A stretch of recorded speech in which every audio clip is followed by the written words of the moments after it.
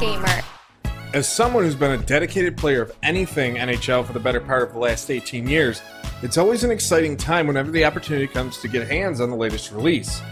Recently, the chances come sooner thanks to the release of game betas during the summer, which proved to be nice palate pleasers while waiting for the game's full release later on in the fall. And though NHL 17 is still a heavy part of my daily gaming, there's just no reason to pass up the chance to load up the NHL 18 beta and play some familiar and new modes while also seeing how the gameplay differs. The beta offers standard online versus matchups, EASHL games, and the brand new NHL 3s mode, giving fans a nice mix-up of offerings as opposed to just giving players one mode with limited options to try. Unfortunately, after just a couple periods of standard online play, I found myself falling into a feeling of redundancy, and aside from some pretty cool touches, everything just felt a bit too familiar. Despite the gameplay being slowed down, it still felt a bit too easy to quickly get by AI defenders without the slightest thought of even attempting a deke. Even with the new skill moves at your disposal, there just wasn't a need to use them. And if that wasn't enough, the AI still move out of position just far too often to play the same spot as a teammate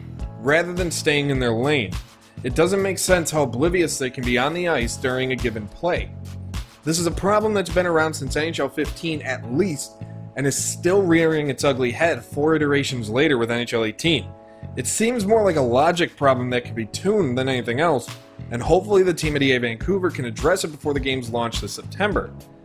But after moving away from standard online versus games to the EASHL, that's when the game really started to stand out in regards to gameplay changes and the new mechanics. The beta gives players the ability to try out the overhauled skill sticks on both offense and defense.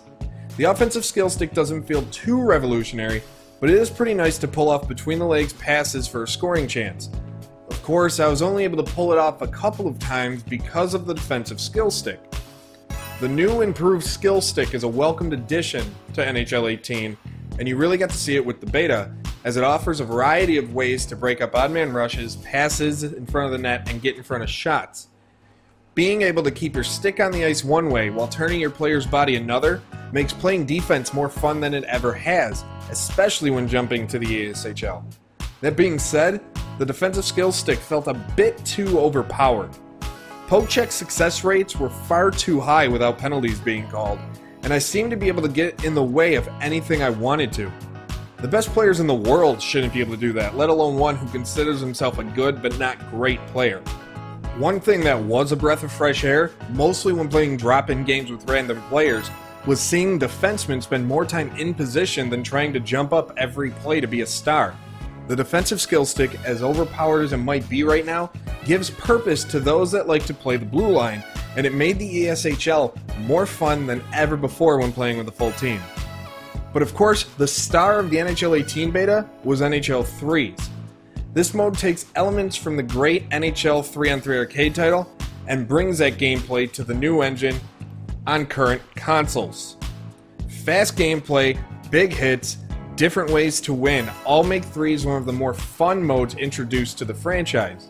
And whether it was playing against the CPU or online against friends or random players, 3s was so much fun that it was just tough to put down.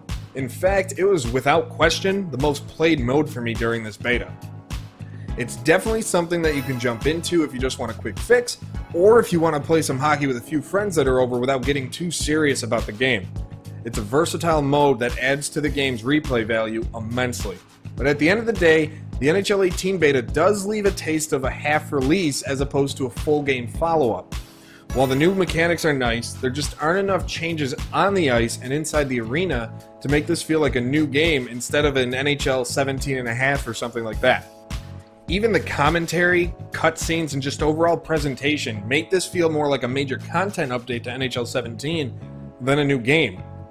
It's not to say the beta wasn't a nice look at what is shaping up to be a solid game, and things are sure to change in some fashion before the full game comes out, but the beta gives us enough examples of NHL 18 seeming more like a transition and fine-tuning year as opposed to anything else. So tell us, sports gamers, what did you think of the NHL 18 beta? Be sure to like this video, subscribe to SGO if you don't already, and leave comments below.